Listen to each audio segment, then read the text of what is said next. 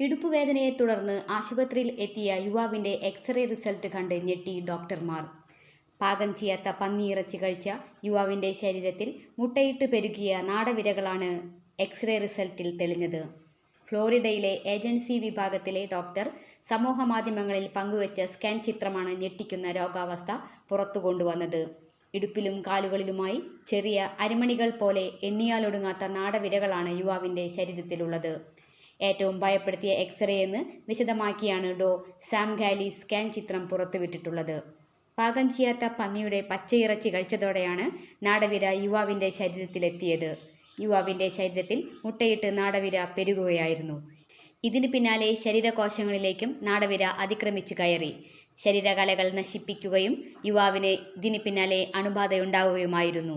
Florida സർവകലാശാലയിലെ emergency വിഭാഗം ഡോക്ടറാണ് ചിത്രം പങ്കുവച്ചിട്ടുള്ളത്.